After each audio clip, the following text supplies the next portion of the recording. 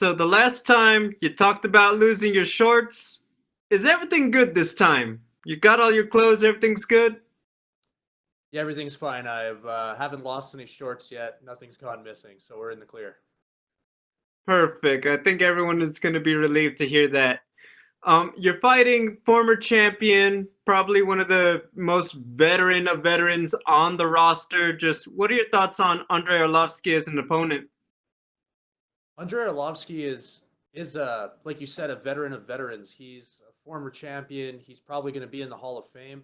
It's a massive fight for me. He's fought all the best guys in the world. Everyone from Fedor to Overeem, everybody. He's fought them.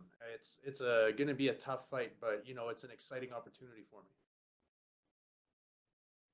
For a lot of people, 2020 has been a rough one. It's been quite a ride, but professionally, I mean, it's gone about as well as it could go for you. You've had great performances, you've really started to stand out.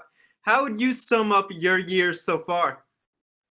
So far, so good for me. Yeah, I'm on a two-fight winning streak. I had a fight get canceled in March, but I quickly made up for it by having two over the course of the summer.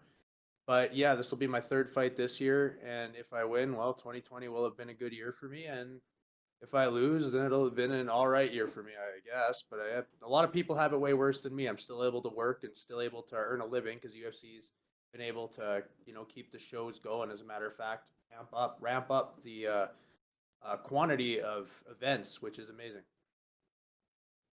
Going back to Andre, after he got sick, so you've had an extra month to prepare, like you said, just his status in the sport. Can you just talk about what it would mean to you personally to get this one on your resume as a win? Yeah, what does it have to do with having an extra month? Having an extra month or not doesn't change the importance of getting this win. But Andre would be the biggest win in my career. He's a former champion. It's a huge fight. But I gotta win. It's gonna be not gonna be easy. Hey, good luck. Thanks, Tanner. Thanks. We'll take our next question from Cote Cruz with For the Win podcast. Hey Tanner, how you doing? Good to talk to you. I'm doing good. How are you? I'm doing fantastic. You come from two victories by TKO, two straight performances of the night. This is the third fight for you in 2020. How would you describe this year for your career, and what message would you send to the top 15 of the division? Coming off two knockouts, but one performance of the night. I didn't get performance of the night for knocking out Felipe Lins. I got I'm performance. sorry, I apologize. You're right. Yeah. Um, and the importance of getting a third good performance. Was that your question? Yes. Another win is another win bonus, and another win solidifies me a little bit. Not just maybe as a guy who's in the top 15, but in the UFC's roster. I'm more stable. You win a fight, you got job security. It's kind of what it's about. You're one of the new hot prospects from Canada at the time.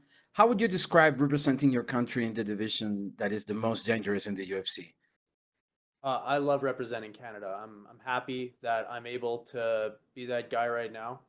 For Canada, there's a lot of up and coming Canadians. I think Canada's doing pretty good right now, but I'm always happy to represent Canada. I would like to know your opinion on this situation in the heavyweight division with Miocic and Ngannou and the eventual arrival of John Jones. How do you see this picture? What's your take on it? I think Ngannou deserves the next title shot, so it's good that he's getting it.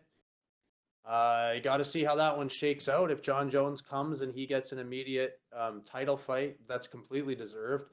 And none of that concerns me because I am at the cusp of top 15. I am nowhere near title contention. So to be honest, I don't give a shit what any of them do.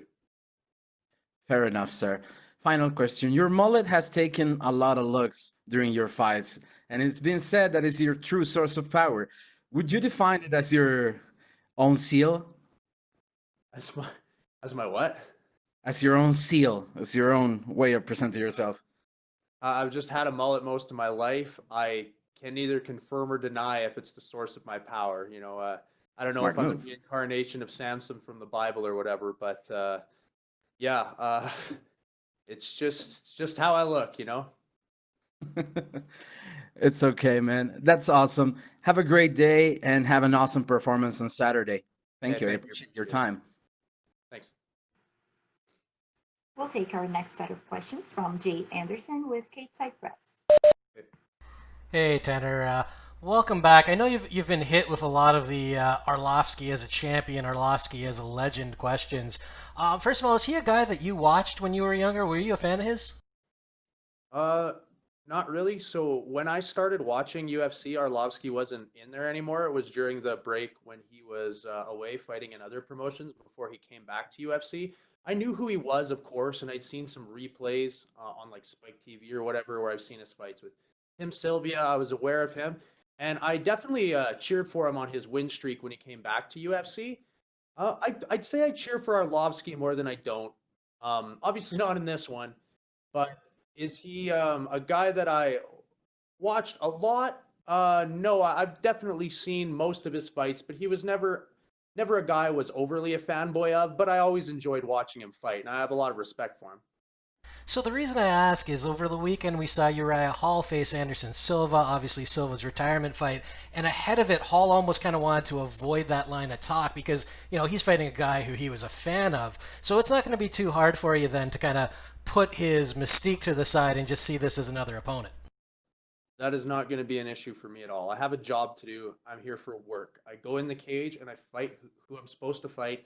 This happens to be Andrei Arlovski. Yes, I've seen lots of his fights.